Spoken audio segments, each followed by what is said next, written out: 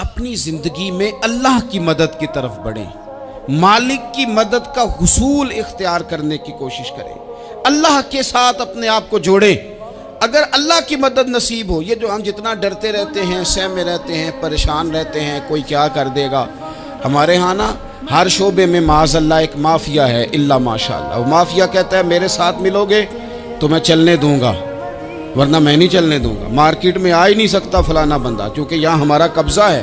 اور میرے بھائی پھر بہت سارے لوگ جن کی نیتیں اور ارادے بڑے اچھے ہوتے ہیں شروع میں، وہ بھی اس مافیا کا شکار ہو جاتے ہیں اور ان کے رنگ میں رنگ جاتے ہیں۔ یاد رکھنا، کسی شخص کی بلیک میلنگ کا کبھی شکار نہ ہونا، کبھی کسی کی میٹھی اور مسجع مکفہ باتوں کا شکار نہ ہونا۔ کوئی کیا کر سکتا ہے اگر اللہ مددگار ہو تو؟ جس کو رب کریم اٹھانا چاہے اسے کوئی گرا سکتا ہے؟ ہم یہ ڈرے ڈرے سہمے پریشان فیصلہ کرنے کی طاقت نہیں، مجھے چلنا چاہیے کہ نہیں، اٹھنا چاہیے کہ نہیں، کرنا چاہیے، اٹھ باندھ کمر کیوں ڈرتا ہے؟ پھر دیکھ خدا کیا کرتا ہے۔ حضرت عبداللہ ابن عباس فرماتے ہیں میرے نبی پاک علیہ السلام نے میری تربیت فرمائی، حضور نے میری تربیت فرمائی، اور محبوب پاک علیہ السلام نے فرمایا عبداللہ یاد رکھنا، یہ نوجوان دوست میری بات لکھ لیں، پریشان لوگ میری بات لکھ لیں، جن کے پاس قوت فیصلہ نہیں وہ اس بات کو لکھ لیں۔ حضرت عبداللہ ابن عباس فرماتے ہیں میرے نبی پاک علیہ السلام نے مجھ سے فرمایا تھا عبداللہ سن، اگر ساری دنیا مل کے تیرا کوئی نفع کرنا چاہے کر نہیں سکتی جب تک میرے رب کی رضا نہ ہو، اور فرمایا ساری دنیا مل کے تیرا کچھ بگاڑنا چاہے تو عبداللہ بگاڑ نہیں سکتی جب تک رب کریم کی حکمت کا تقاضا نہ ہو۔ لوگوں سے ڈرنا، لوگوں کی طرف دیکھنا، ماحول دیکھ کے اپنے راہ کا تعین کرنا، ہر بندے کے خیالات کے مطابق ڈھلنے کی کوشش کرنا، فلانا نہ ناراض ہو جائے، فلانا نہ ناراض ہو جائے، وہ جس نے ہونا ہو جائے، بس رب رسول ناراض نہ ہو۔ اپنی زندگی میں اپنے مالک کو مولا جان کے، بل اللہ مولاکم، اللہ تمہارا مولا ہے، وَهُوَ خَيْرُ النَّاصِرِينَ، وہ بہترین مددگار ہے۔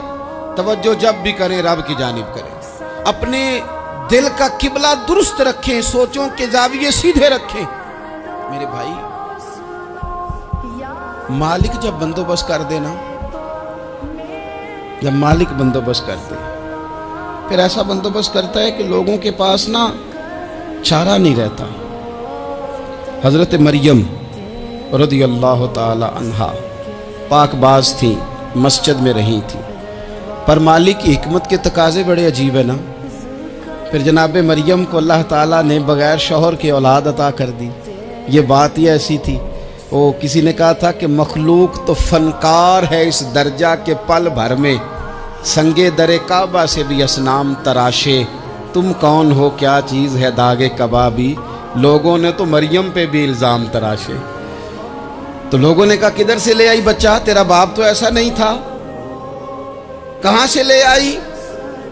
اللہ کرے میں آپ کو سمجھا سکوں، ذرا اپنے آپ کو وہاں کھڑا کریں کہ ایک پاک باز عورت، پاک باپ کی بیٹی، طیب ماں کی بیٹی، اور اللہ کے گھر میں پرورش پانے والی خاتون، ایک وہ وقت اور ایک یہ وقت کہ اس عورت کو کٹہرے میں کھڑا کر کے پوچھا جا رہا ہے کہ معاذ اللہ تیری گود میں بچہ جائز نہیں ہے، کہاں سے لائی ہے؟ اب خود سے صفائیاں بندہ کتنی کو دے، کتنی کو وضاحتیں کرے۔ اور میں نے تو اپنی زندگی میں دیکھا ہے زیادہ وضاحت دینے والے کو بھی لوگ جھوٹا سمجھنے لگ جاتے ہیں، زیادہ وضاحت دینے پر بھی لوگ کمزوری کا اظہار سمجھتے ہیں کہ کمزور پڑ گیا۔ آپ صلح کی کوشش کرتے ہیں، سامنے والا بزدل سمجھ لیتا ہے، زیادہ وضاحتیں بھی کمزور کر دیتی ہیں۔ اب حضرت مریم کو کٹہرے میں کھڑا کر کے کہا بچہ کس کا ہے؟ تو پھر خدا بندوبست جب کرے، اللہ جب مددگار ہو، تو پھر حضرت مریم کی گواہی درختوں سے نہیں دلوائی، اس نے پتوں سے نہیں دلوائی، پھر فرشتے نہیں بھیجے۔ حضرت مریم کہنے لگی مجھ سے نہ پوچھو، وہ جو پنگوڑے میں ہے اسی سے پوچھ لو، ان سے پوچھو نا، وہ کون ہے پوچھ لو، ان سے کر لو سوال۔ انہوں نے کہا پنگوڑے میں چند دنوں کا بچہ، یہ جواب دے گا؟ مددگار تھا رب، ان کی برات کا اعلان کرنا تھا مالک نے، اور جب مالک اعلان کر دے، جب مالک تیری صفائی دینا چاہے، جب مالک تجھے دنیا کے سامنے نکھارنا چاہے، تو پنگوڑے میں لیٹے حضرت عیسیٰ بول کے کہنے لگے انی عبداللہ آتانی الکتاب، فرمایا میں اللہ کا بندہ ہوں، رب نے مجھے کتاب عطا کر کے نبی بنا کے دنیا میں بھیجا ہے، میں اللہ کا بندہ ہوں، کتاب لے کے آیا ہوں، نبی بن کے آیا ہوں۔ پھر پنگوڑے سے اعلان ہو گیا، پھر بچہ بول پڑا۔ اور یہ ایک دفعہ نہیں بات ہوئی، یہ بنی اسرائیل میں ایک جریج نام کے شخص بھی تھے جو نماز پڑھ رہے تھے، بعض نے لکھا ہے نفل نماز تھی، اماں نے پکارا تو آئے نہیں، تو ماں کے منہ سے نکل گیا تو اتنی دیر تک مرے گا نہیں جب تک کسی بے حیا عورت کا منہ نہ دیکھ لے۔ تو وہ عبادت گزار تھے، لیکن لوگوں نے ان کی عبادت، ریاضت، پرہیزگاری کو نہیں دیکھا، بس ایک عورت کو بھیج کے الزام لگوا دیا۔ وہ عورت آیا جایا کرتی تھی، اب آ جاتی ہیں عورتیں، مسئلہ پوچھنے کی نیت سے بھی آ جاتی ہیں۔ ماحول میں کچھ جگہ ایسی بھی ہیں جہاں عورتیں دم کرانے کے بہانے آ جاتی ہیں۔ وہ خاتون آتی جاتی تھی اس خانقاہ پہ، آستانے پہ، یہ بخاری میں موجود ہے، پھر اس نے کہا میری گود میں جو بچہ ہے یہ انہی کا ہے۔ مجھے بتائیں کیسے بندہ وضاحت دے؟